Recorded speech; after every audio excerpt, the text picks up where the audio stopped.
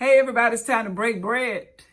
We're going to break bread from John 21. Jesus took the bread, he blessed it, he broke it, and he gave it, and the people ate. He also gave them a cup and said, "This is my blood, drink it." So what was he saying? He said, get the word and go activate it. The blood means go do it. All right, John 21, and we're going to start at verse 1. Let's eat here. Afterward, Jesus appeared again to his disciples by the Sea of Galilee. It happened this way. So this is what was going on. Simon Peter, Thomas, known as Didymus, Nathanael from Cana in Galilee, the sons of Zebedee, and two other disciples were together. So all of these disciples right here, they was hanging out.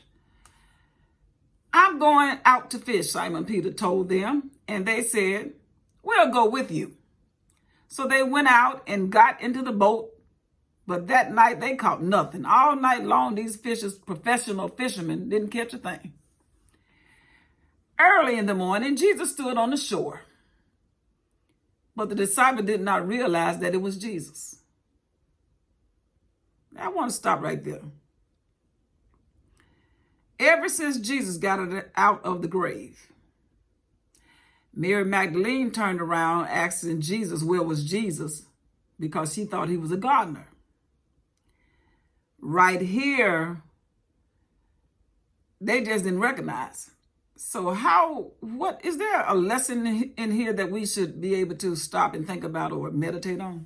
I think it is.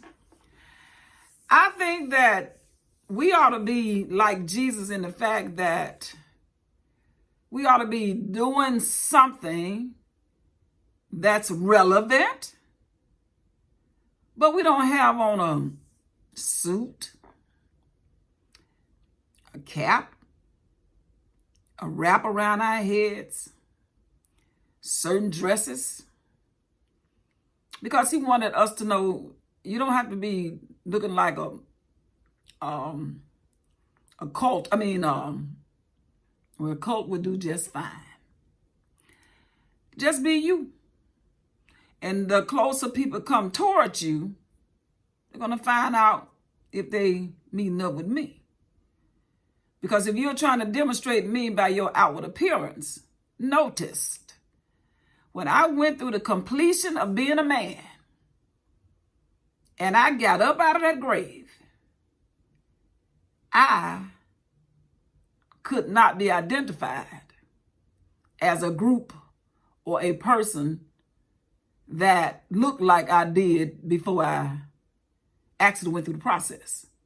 So the lesson to learn is that we are not to find things to look like each other. Because if Jesus had on the right uniform, they would have said, "There go Jesus," but he did not. He stood there, they didn't know who he was. Mary Magdalene saw him first. And that was one thing that he did not have on. He was unrecognizable. In other words, not until he opened his mouth and began to speak. And I think that's what we ought to do instead of saying, we do it in all kinds. We do it in religion. We do it in color of the skin. We do it in so many things until it's what we do to identify. But the word became flesh, and the flesh could not be identified after he went through the resurrection. And they had to get close to him to find out, oh, that's Jesus. Not far away. Come close. That's a word. All right. Jesus called out to them, "Friends, have you any fish? Did y'all catch anything last night?" Excuse me. "Hey, friend, did y'all catch anything last night?" Still not knowing that it was Jesus. They said, "No, we ain't catch nothing." Jesus said, "Throw out your net on the right side of the boat, and you will find some." Just do what I'm telling you. When they did, they were unable to haul the net in because of the large number of fish. Now, what I see is that as soon as you obey God, and as soon as he gives you instructions, you're going to get what you were looking for. The sooner, the better. Once we hear from God and it's the right thing to do, you're going to get what you're looking for. They did it, and they got exactly what they wanted because they did it the way he said do it.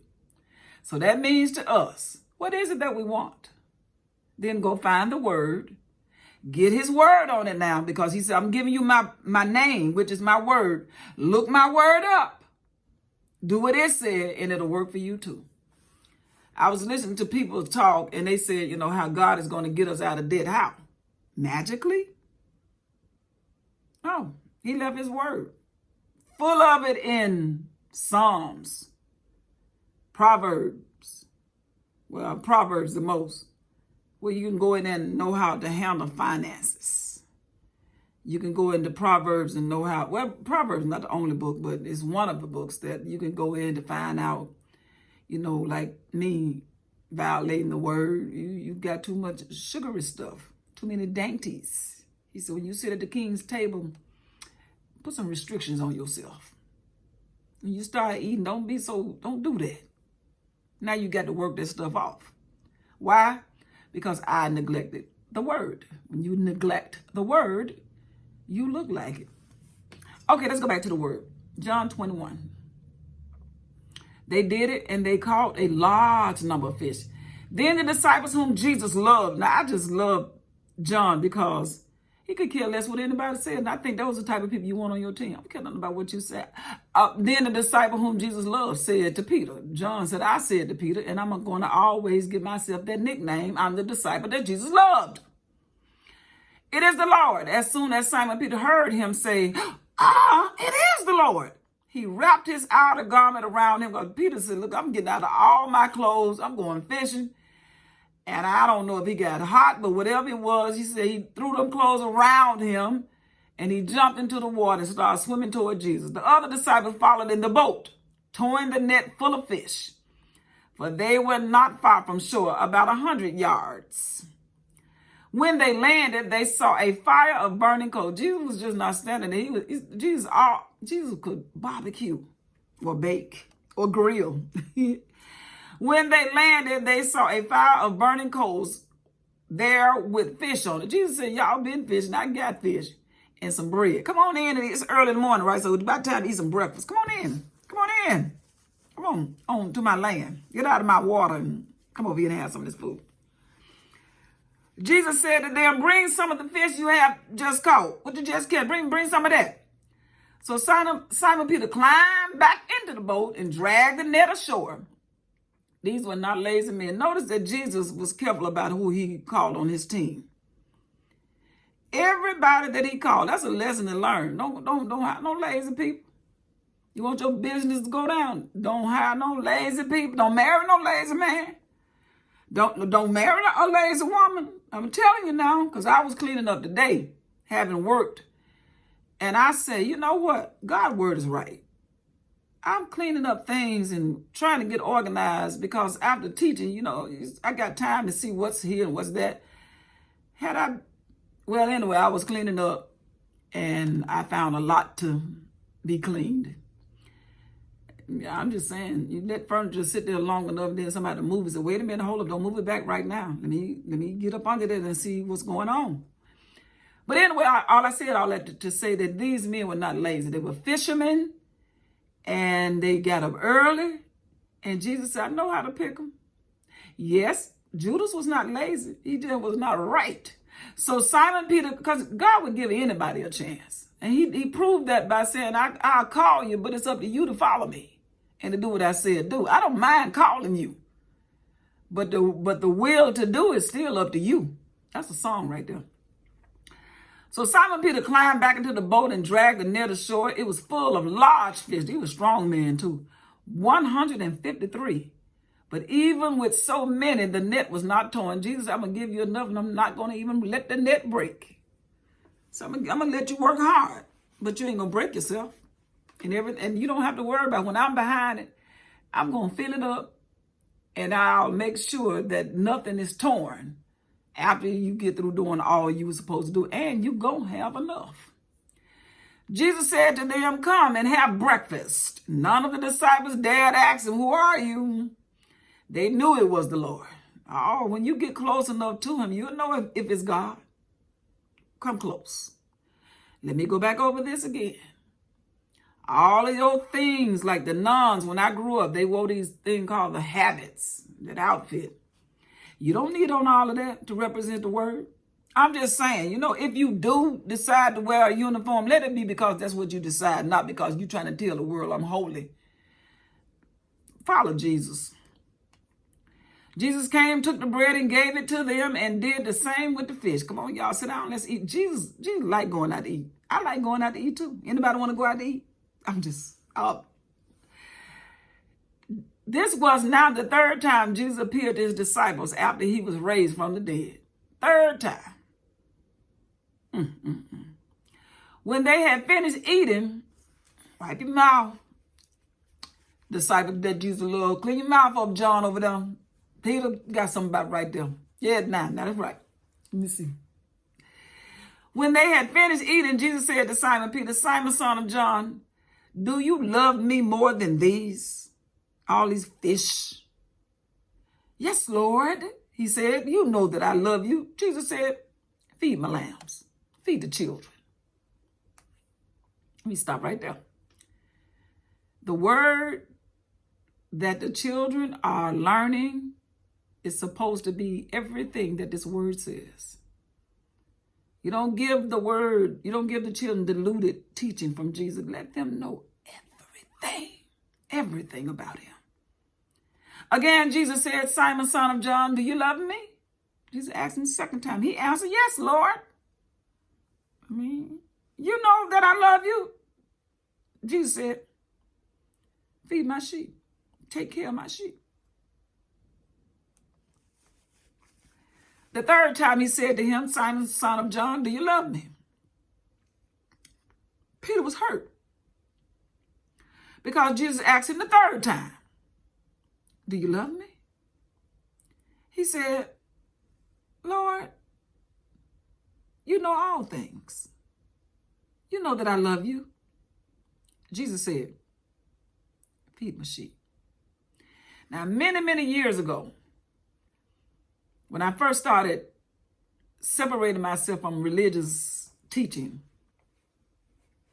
I started reading this, and I asked Jesus, at that time I prayed and I asked the Holy Spirit, I said, why is Jesus, or Lord, why is it that you keep asking him that? I think that I would feel the same way, because while I was reading, I could start like, what's up with him? Asking the same question.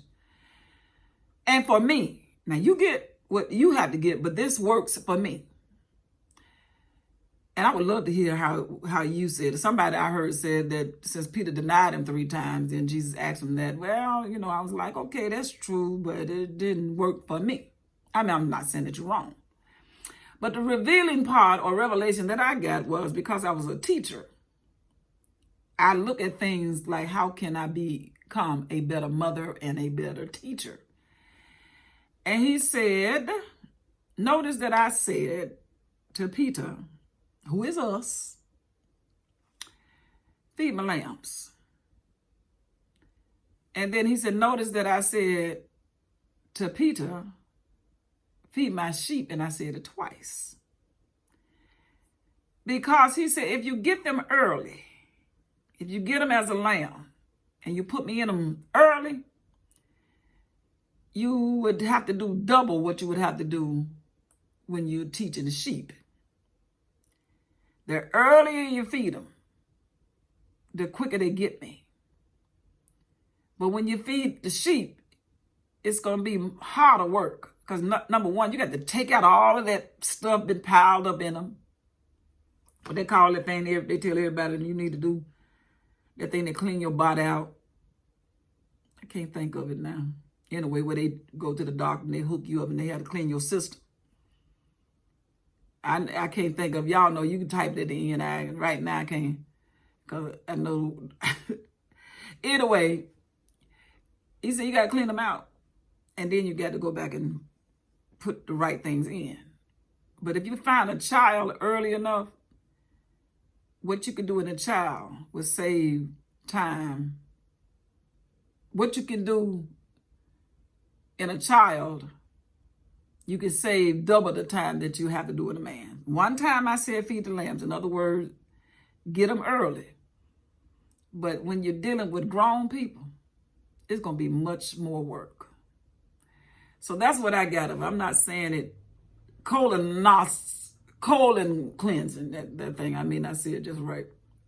But anyway, that's what I'm talking about. You got to have a colon cleansing for grown people. So he said, do it early. He said, well, how can I teach my child? You just teach him the word and you break it down. You get it in you. And then once it's in you, you'll know how to supply how they hear it. For instance, if you are, and I'm still staying on this for a second, if you're a mother and you breastfeed, your baby will eat whatever you ate. If you eat well, the breast milk will be made well. If you eat a lot of junk, even though you're giving them milk, it's still giving them a bunch of junk. So going back to the word, whatever you feed yourself, then feed the children. You sit around the table and you know how to break things down to them from everything, A to Z. Don't leave out nothing. You may have to break it down sometimes in a practical way so they can get it, but don't dilute it. Let it be strong. When it's time to be strong, give them strong word.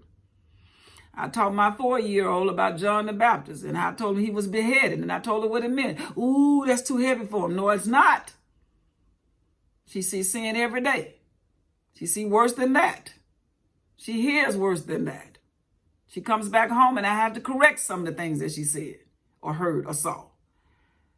Give the children the word. All right. Next verse, 18. Verily, truly, I tell you, when you were younger, Peter, you dressed yourself and went where you wanted. But when you are old, you will stretch out your hands, and someone else will dress you and lead you where you don't want to go. Jesus said this to indicate the kind of death by which Peter would glorify God. Jesus said, I'm telling you, Peter, you are such a man that when you're young, you kind of did things your own way. Because you've been following me and you believe on me even to your death. You're not going to want them to do it to you. But I'm letting you know, I already see it. You're a great man. They're going to lead you just like I'm telling you. But you keep doing what I say do, you'll glorify God. Then he said to him, follow me, said to Peter. Peter turned and saw the disciple whom Jesus loved. And this is John talking. Peter going to turn around to me.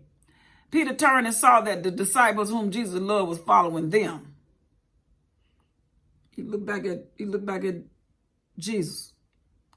This was the one who had leaned back against Jesus at the supper and had said, Lord, who is going to betray you? You know, I was sitting close to Jesus. That's what John said. When Peter saw him, he asked, Lord, what about him? What about John? Jesus answered, if I want him to remain alive until I come back, till I return, what you got to do with it? You follow me. Don't ask me about nobody else. You do what I told you to do. When you follow me, your eyes on me. You can't look at me and John too. Whatever my assignment is for John, I'm not talking to John. I'm talking to you, Peter. Because of this, the rumor spread among the believers or the disciples. They said, this was a rumor, that John was not going to die. But Jesus did not say that he would not die. He only said, if I want him to remain alive until I return, what is that to you? So John corrected that himself. He said, he never told me that I was not going to die. They just started running their mouth because Jesus said, Jesus, I heard him. I'm writing a book. I'm telling y'all what happened. I'm the one that's writing this. I was there. I guess it's the same John. I know he's talking about John. This is John, all right? This is the John that wrote the book of John. This St. John right here. He said, and they walking around here with them rumors and telling them lies. Jesus didn't say that. Jesus just said that what Peter, you ain't got nothing to do with what's going to happen to John. He did not say that I was going to live forever like that. This is the disciple who testified to these things and who wrote them down. We know that his testimony is true. John said, I am the one who's writing these things down. And you know that my testimony is true. Anybody that knows me know that I tell the truth. John said, Jesus did many other things as well. If every one of them were written down, I suppose that even the whole world would not have room for the books that would be written. And that's the end of John, the book of John, the 25th verse, 25 verses. We ate 25 pieces of bread. But let me just say this before I move on to the book of Acts. Ladies and gentlemen, if I had the opportunity to sit in the courtroom and I listened to Matthew, Mark, Luke, and John, the testimony of these four gentlemen, I would tell you that these guys, their testimony was accurate. They did not sway. They did not stutter. They told us the same things. And we were just trying to find out in our deliberation, was Jesus the Christ?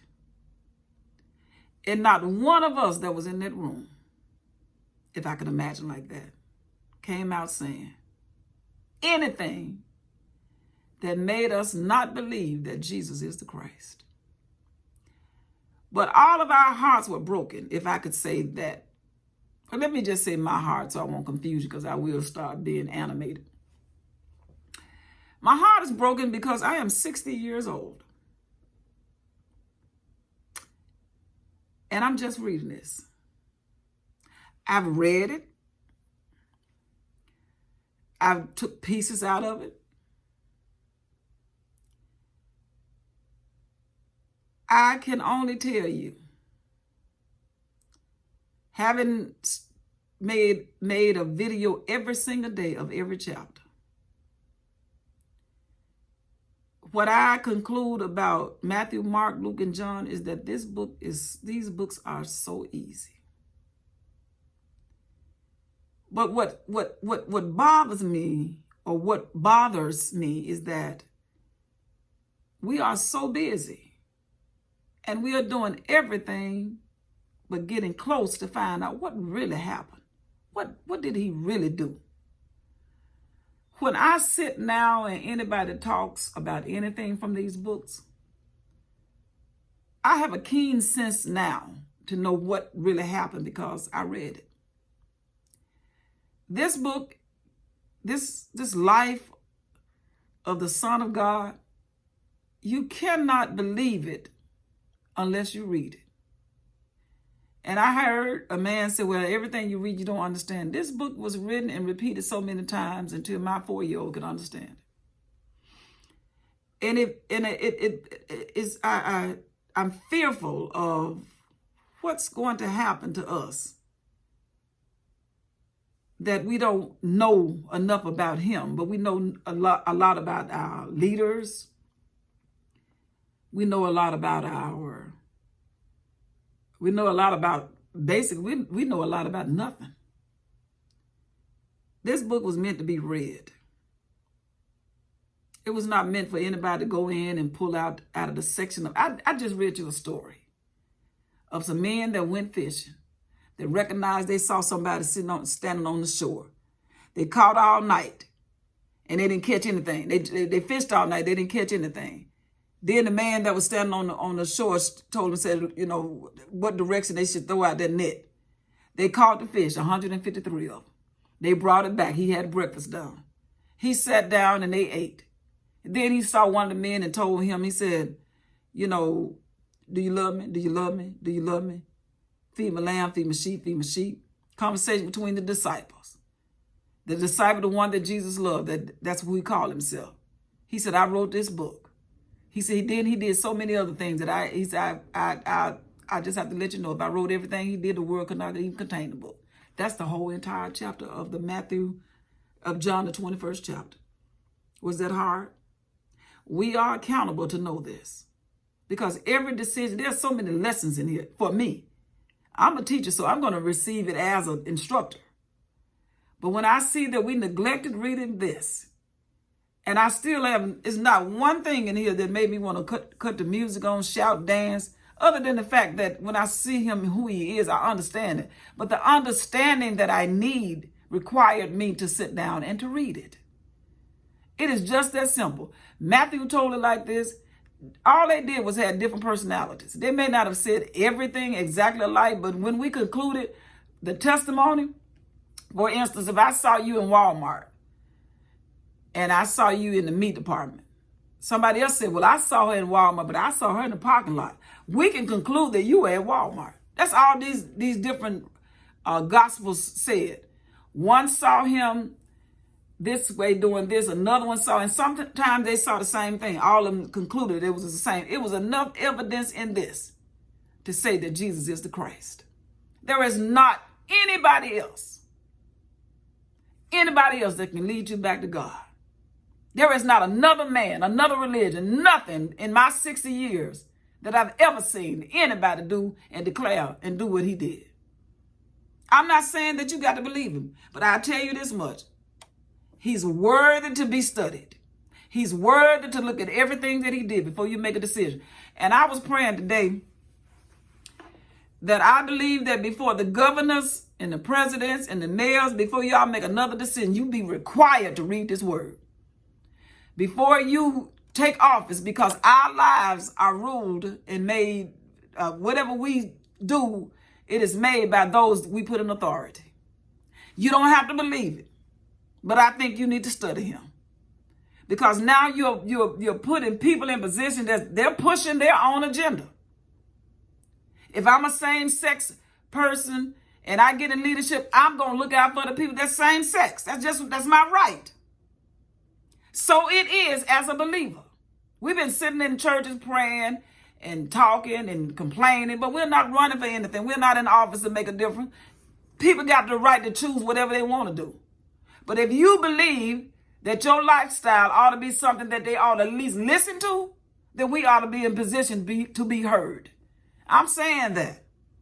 I look back over my life and I wish I could go back and become everything that would influence. I'm glad that I didn't, because I didn't know enough. But right now I'm looking at some things.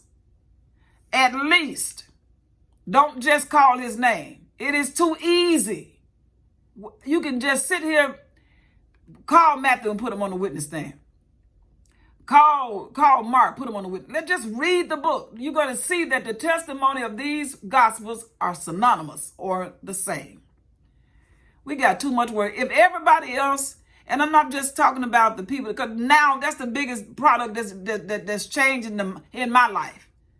In my life, I've never seen anybody married but a man and a woman. So that's new to me. But do you want to be like that? That's up to you. You got to answer to God for you. But at least if you ever tell my granddaughter, you walk up on my granddaughter and you start promoting your lifestyle to her, you're going to answer to me. You're going to answer to me. And I'm not going to be upset with you, but you're going to tell my granddaughter that A, B, C, all the way, the Alpha and Omega, all the way to it. Why is it that I just buried somebody, or somebody was just buried? Tell her about the pros and the cons of that lifestyle. That's what Jesus did. He said, if you do this, this is going to happen. Oh, you can make that choice. But people got the right to know, if I make that choice, what's the likelihood of where would I be at the end? You got to be like Jesus. That's only fair.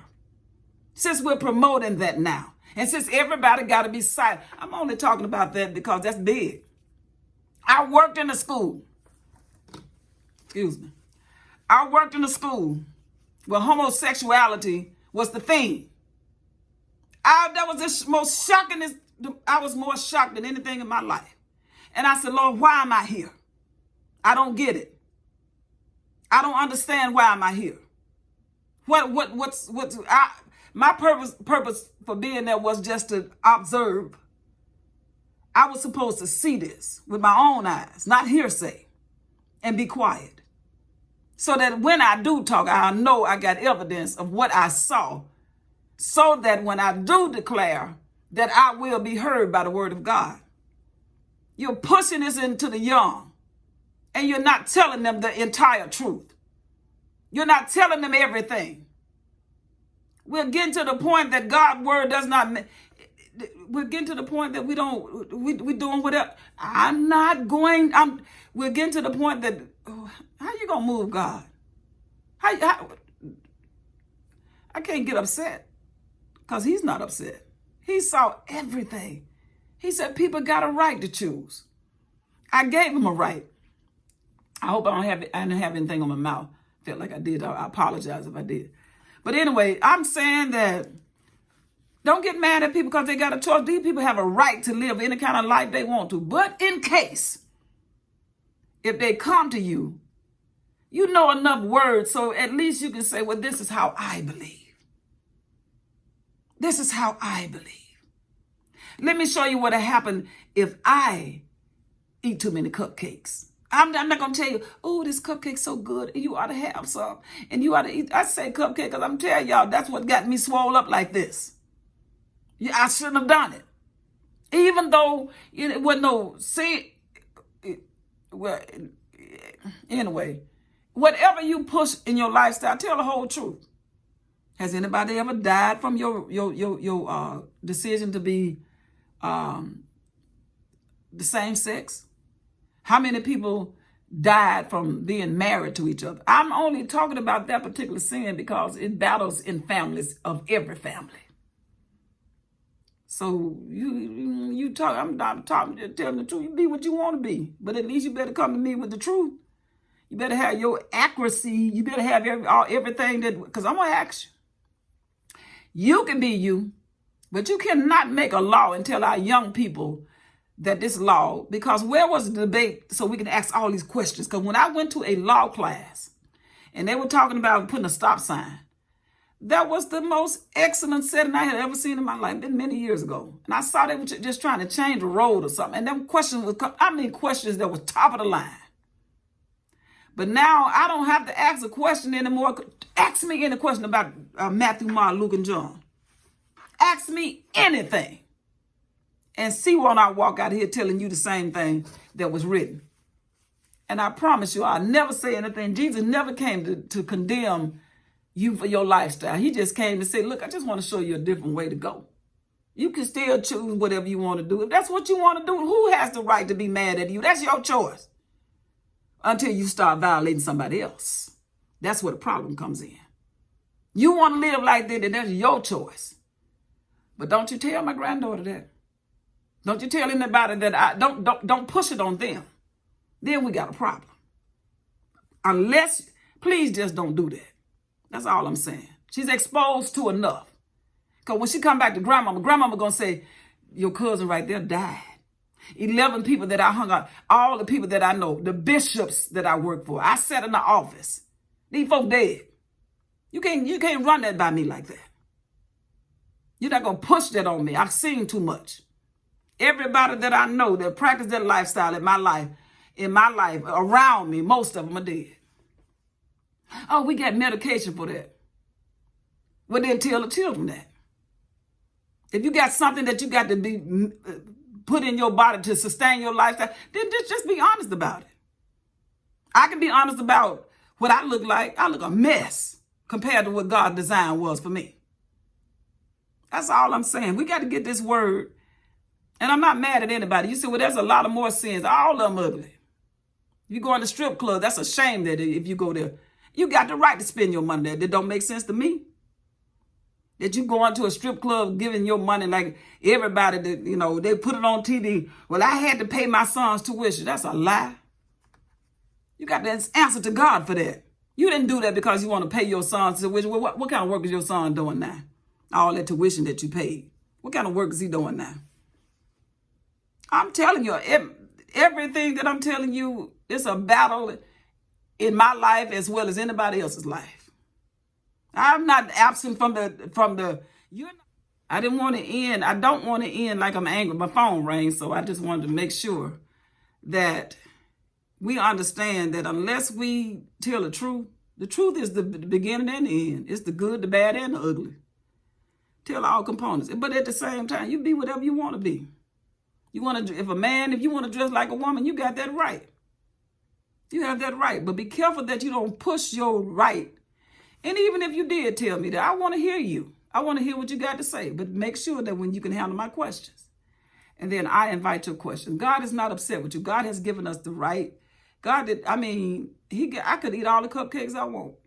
I ate some ice cream yesterday. I ain't got no business eating that stuff. Stuff make my knee hurt. I'm just telling you, if we're going to tell it, we got to tell the truth. But ladies and gentlemen, it's a shame on myself, and I can't say a shame on you. I am 60 years old, and I can declare today, this is the first time that I've ever read every word of the gospel. And I've been saying I know this word ever since. My sins has been forgiven. I know that I had to take the time to read this word. And it didn't take me all of my life. It just took me, I started reading the word like this. It was probably sometime this summer. And I just got to reading every chapter. Every day, once a month. And this month is not over and I'm done with John. I'm getting ready to go into Acts. So I'll just encourage you before you say that, you know, he's not a church person. And that's one thing I realized. Jesus was not about the church.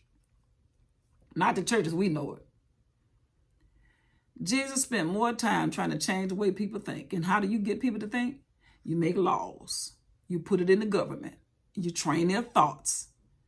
And he said, I'm trying to give you a new system of thinking. And my law is love one another. But at the same time, you got to know how to love. Now go get the word and watch him unfold what love is.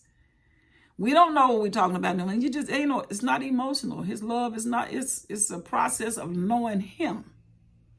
And the only way we could become like him, you got to watch him. You got to talk to him. You got to look at this word.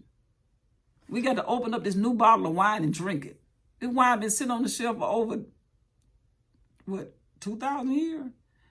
I don't know how old the word is, but it's been sitting there a long time. And very few people open it up and read it. But your fingerprints on the outside saying that you held it. But the important thing to God is, did you flip those pages? Did you stop and think? Or were you just too busy?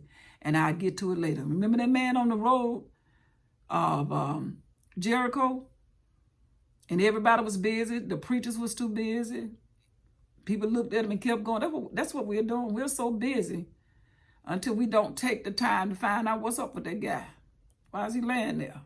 What's up with this scripture? What did Jesus really say? I would say to you to go back to your church and ask your pastor to read the word. Don't make you shout and don't say, let me encourage you today, because everybody you need the word of God. You ought to be encouraged that your name is written in that book. That's what Jesus said. He said, you shouting over the fact that you laid hands on people and you did all of this. He said, but your rejoicing ought to be that your name is written. Is your name written in the book? You can say that all day long. How do you know? Could you identify with any of these personalities of the word? I identify well with that blind guy when he stood up against them folk and said, you know, they questioned him, were you blind when you were born? That's me. I looked at that guy and said, that sounds just like me. That's my spirit right there. I'm not all I'm saying is that being questioned, unless you, like he said, you asking me all the questions, is it because you want to be a believer? He wasn't trying to be sarcastic. This guy said, I know I was blind. Like somebody told me, you stopped telling people that you didn't know Jesus when you were young. I did not know Jesus when I was young. I've been on a journey to know him. But in my quest to know him, I stopped to investigate him. And what I believe even now. I love y'all. I know I sound like I'm fussing. The people say I fuss too much. I don't mean to. But this is how I am. Y'all see the real me. This is me. But I'll tell anybody, don't talk to, look, if folks start calling you trying to get deep, I had a man, and I think he listens to me. We don't agree. I'm not going back and forth with you. It's like telling me, your name not Brenda. Your name not Brenda. Your hair not gray. Why are you telling me that? I ain't got something else to do. I'm finna go read some more. I would never conclude what you say because it has nothing to do. We didn't read together. It's plenty of people can get online and come in and attack what I say. You got that right. Make your video. Ain't nothing wrong with you making your video. You don't have to come on mine saying things that don't line up with the word, trying to get me to see what you see. Let me tell you all something. And that's not an indictment against anybody that's listening, because I do welcome your comments. If you're trying to strike an argument with me, then I'm like, Jesus, I'm finna start writing on the ground. I ain't finna argue with you. Let me tell you what I'm saying. I wish he or she would leave me, or I was gonna say I wish they'll shut up, but I wish. Look, just read the word. I'm a teacher, so I'm gonna read the word like an instructor. I was a math teacher, so I had to be careful about what I said. I'm gonna look at I'm gonna look at every line. And then I'm going to put that story together. Let me say this again. I can't say it enough. Every chapter tells a story. You don't have to pull out of that chapter and make a story, because then you're going to start lying. That's what did John say? The rumor went out and said that Jesus said that I was going to live forever. John told him himself, that's not what he said about me. Stop that rumors about what this word said. John said, I'm telling you the truth. That's not what he said. Even though it got among the church and the believers, they started repeating that. And it was a lie, because what? I heard him and I was there. So if you really want to know what the word says, you got to go eat. You cannot be spoon-fed by your pastor every Sunday. Ain't no woman or man got no business feeding you the word. You ought to be hungry enough to find this word and open up that package and unlock your own goods. Taste and see the Lord is good. And the problem, I'll say again, is too easy. This test is too easy. This information is too easy for us to miss eternal life because we were too lazy to read. Too busy to read. Every time I read, I fall asleep, then wake up. I tried to make it as animated as I possibly could with the 4 Gospels. And I am as real as I possibly can be. And just tell you, we are accountable for this easy book. He said, my yoke is easy. And I declare that it is. All right, I had another interruption. My phone rang, and normally that does not happen when I'm in airplane mode. But anyway, I just wanted to share everything that I've learned. And if I came across like I'm mad, I'm not. And I just believe that everybody has a right to choose. Jesus said, even Jesus said, you have a right to choose to become and be whatever you want to be. Just make sure you check me out and give me a fair chance to be heard in whatever choice that you make in life. People, you can't get mad at people if they choose to be different. You have to just understand that that's their right. But if you know who Jesus is, then you'll be ready to defend the word of God without an argument. This word is good, and I declare this word is right. So I will continue in the word, and I am going to prepare Acts 1, and I'll talk to y'all later. Bye. I love y'all.